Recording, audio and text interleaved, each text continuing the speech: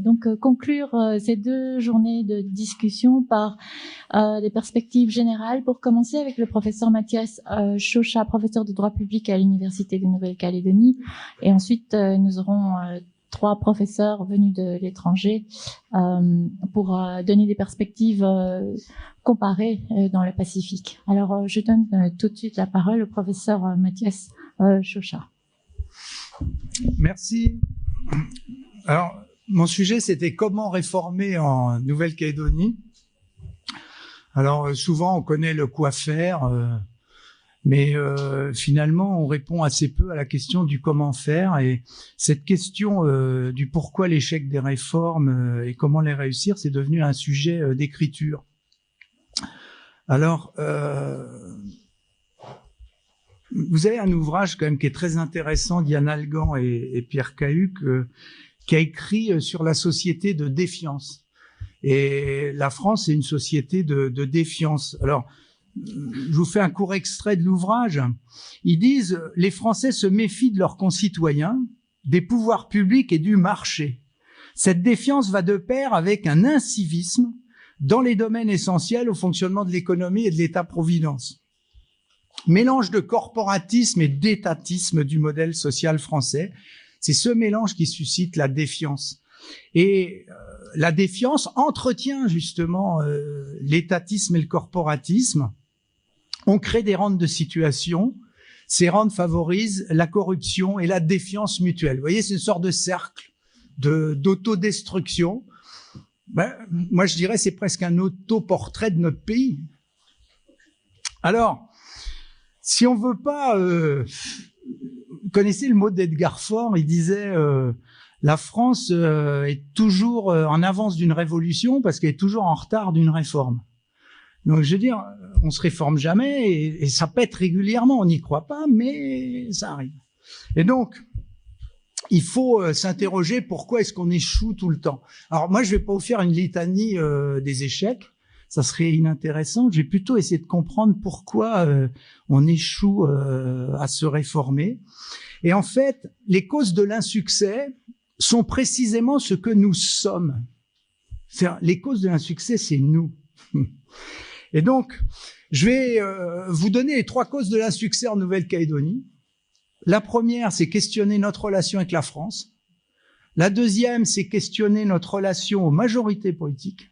Et la troisième, c'est questionner notre relation au fondement moral des réformes, c'est-à-dire à leur justification profonde. Alors, le premier point, c'est la question des relations avec la France. J'ai titré brutalement « Sortir de l'assistanat ». Mais vous allez voir que la question est là, elle est fondamentale. Lorsque les Anglais décolonisent, les Anglais ils disent « Dans 20 ans, on part, préparez-vous ». Quand les Français décolonisent, ils disent « Dans 20 ans, on vote ». Mais c'est là qu'est le problème majeur. Parce que du coup, toute l'énergie de la classe politique passe à empêcher l'inéluctable. Et j'en reviens à ma question de l'équilibre des finances publiques. Pourquoi chercher l'équilibre des finances publiques si l'ampleur du déficit peut aider à la démonstration que la Calédonie ne peut pas s'en sortir seule? Il y a peu d'écho politique, je veux dire, au discours sur le déficit des services publics. Il n'y a absolument aucune appétence de la classe politique à réduire les déficits publics en Nouvelle-Calédonie. Pourquoi? Ben parce que pourquoi revenir à la raison? Pourquoi vivre plus modestement dès lors qu'on a une réassurance indéfinie de sa mauvaise gestion? La Nouvelle-Calédonie, elle fait exactement avec la France que la France fait avec l'Europe. Grâce aux politiques des taux bas de la BCE, la politique ultra-accommodante de la Banque centrale, eh ben, vous avez la possibilité de laisser croître la dette sans arrêt avec finalement des taux d'intérêt qui, en volume, restent constants. Donc, on a le beurre et l'argent du beurre et aucune réforme se fait. J'ai pas l'impression que le gouvernement Philippe soit une véritable rupture. Donc, voilà. Et cette croyance indéfinie qu'ont les Calédoniens en la France, qui couvrira toute mauvaise gestion, voire toute malversation, eh bien, explique le renoncement à l'effort budgétaire. Alors, en 15 ans, on a triplé le secteur de la dépense publique, triplé alors que la population a augmenté de 25%. C'est sûr que les Calédoniens y croient au bonheur. Le problème, c'est que c'est impossible à poursuivre. Le seul objectif, c'est faire illusion jusque le référendum de novembre 2018. Voilà le seul objectif. Et ensuite, tendre la main. Alors, je vais juste faire un détour par la Polynésie pour regarder la Nouvelle-Calédonie. Vous savez que Gaston Floss, il avait coutume de dire je veux regarder la Nouvelle-Calédonie dans mon rétroviseur. Eh ben, il y est presque arrivé parce que ils ont failli faire le défaut de paiement la Polynésie juste avant le nôtre. Le nôtre, on vous disait ce matin, on a encore quelques mois, mais la Polynésie, c'est arrivé. Alors,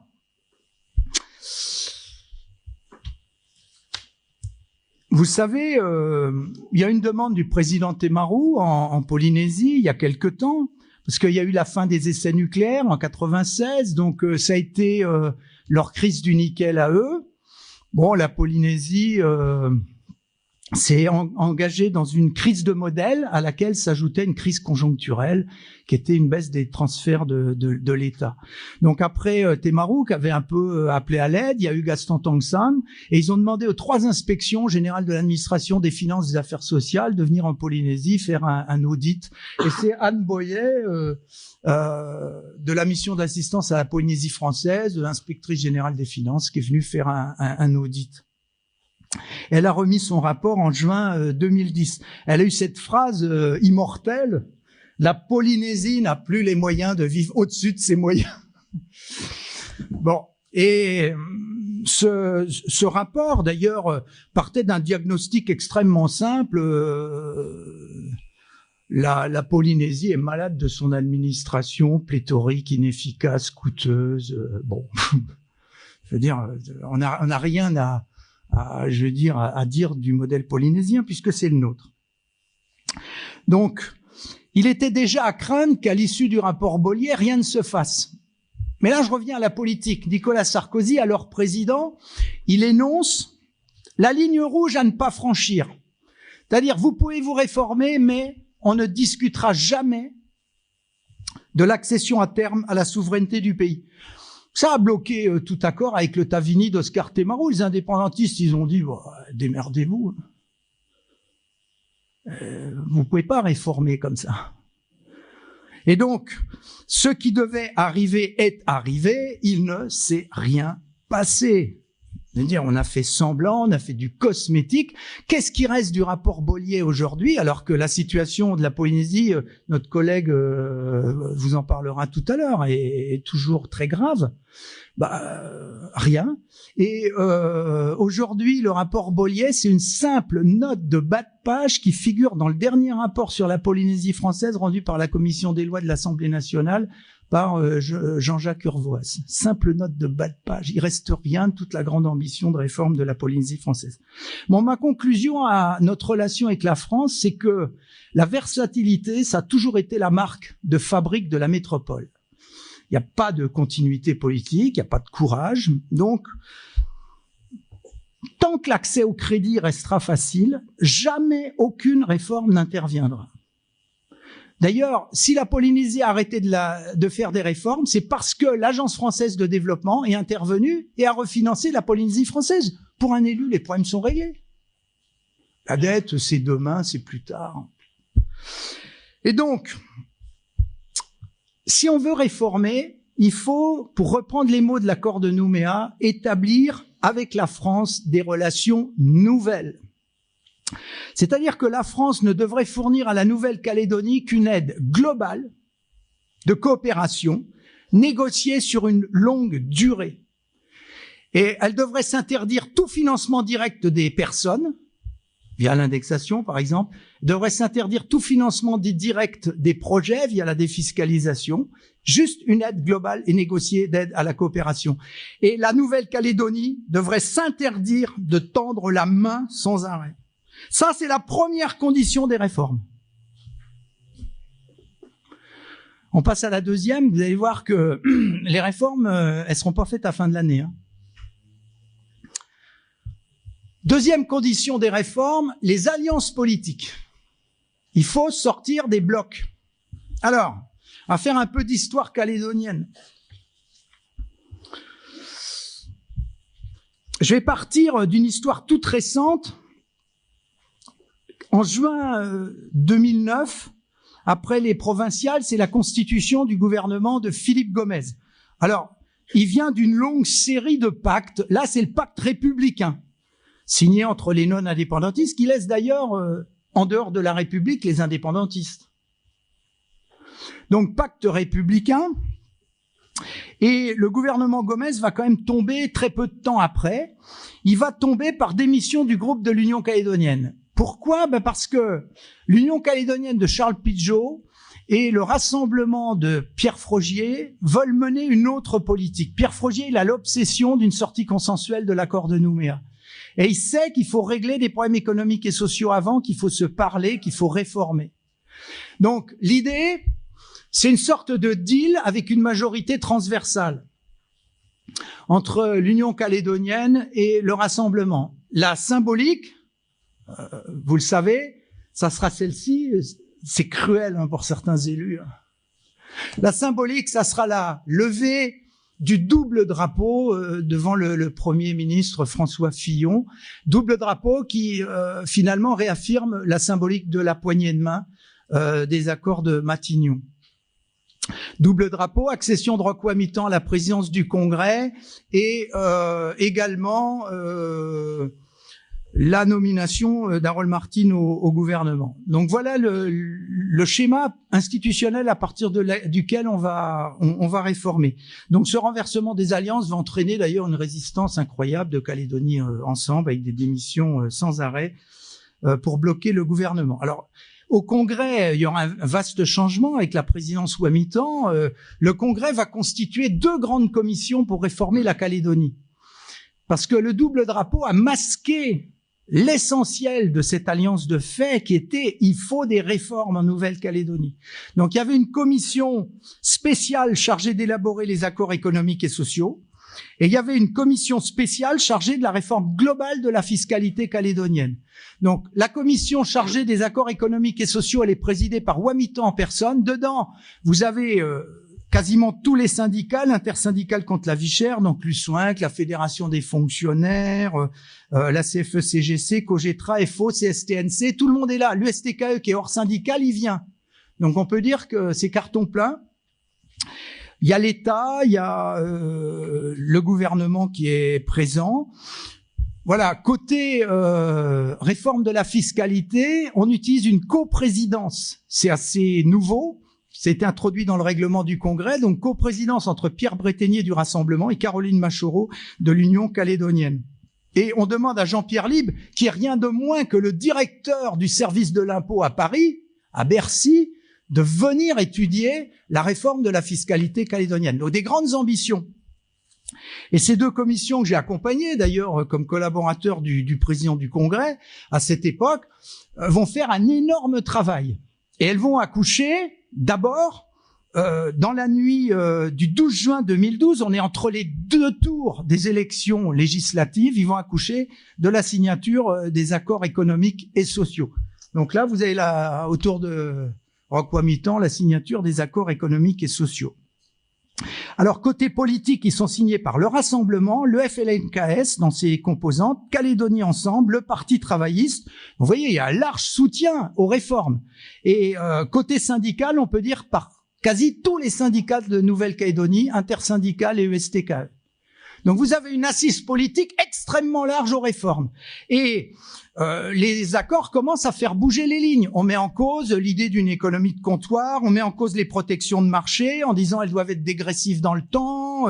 La réforme fiscale, on va faire la TVA, mais la TVA est gagée politiquement par l'existence d'une CSG progressive sur l'ensemble des revenus. En gros, une réforme de droite, la TVA, une réforme de gauche, la CSG progressive sur tous les revenus. Même le débat sur l'indexation n'est pas ignoré. Le débat sur l'indexation, Roch Wamitan dira il faut désindexer, ça devient dans le rapport l'étude des différences de rémunération entre le secteur public et le secteur privé, mais vous voyez, le mouvement y est. Et ces accords, ils sont tout à fait en phase avec Jean-Pierre Lieb. Donc, sauf que, deuxième tour des législatives, Philippe Gomez a mené le combat contre le double drapeau, disons, tout le monde comprend le combat contre le drapeau kanak. Et en réalité, les électeurs effrayés vont faire battre les deux députés du Rassemblement. Donc le Rassemblement, il ressent, l'expression de Philippe Gomez, il ressent le baiser de la mort. Le premier qui s'allie aux indépendantistes en meurt. Évidemment, le Rassemblement, effrayé, je veux dire, par ces perspectives de marginalisation de la vie politique, s'en va. Et évidemment, on revient à une présidence Calédonie Ensemble du Congrès avec Gérard Poadja. La commission qui devait faire les accords économiques et sociaux devient une commission pour l'analyse d'accords économiques et sociaux déjà signés. On fait venir le patronat dans la ferme intention de bloquer les accords. Bref, le détricotage a commencé. À peine les partis, vous voyez, une semaine après avoir signé, les partis n'ont pas respecté leur signature. Personne n'a rien fait. Alors, finalement, je vous passe les épisodes. Il y aura un contrat de gouvernance solidaire un peu plus tard. Cynthia Lijard arrive à la présidence du gouvernement. Et puis c'est Calédonie Ensemble qui la fera chuter. Et puis, il se passera toujours rien. Et simplement, à un moment donné, il faudra élire Philippe Germain. Vous savez qui l'a élu, Philippe Germain? C'est pas les non-indépendantistes, c'est les indépendantistes qui ont dit il faut mettre fin à des mois de crise institutionnelle. Et les 4 présidents des partis indépendantistes ont dit on va voter Philippe Germain parce que c'est le parti arrivé numéro 1 aux élections du Congrès et il faut bien qu'on ait un président de gouvernement. Et donc il sera élu, Philippe Germain, son gouvernement il tient comme ça pour l'instant. Sauf qu'il va faire un agenda économique partagé dans lequel vous avez le programme de Calédonie Ensemble et qui n'est pas partagé du tout puisque une grande partie des réformes des accords économiques et sociaux ont disparu. On fait la TGC mais on fait pas, par exemple, la CSG progressive. Morale de cette histoire, on ne réforme pas avec un pacte de gouvernance solidaire des non-indépendantistes.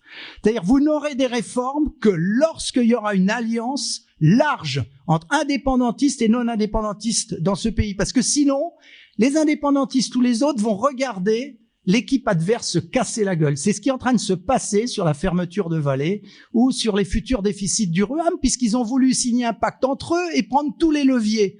Les autres leur disent, mais vous n'aurez pas besoin de nos voix, j'espère. Bon, dernier élément,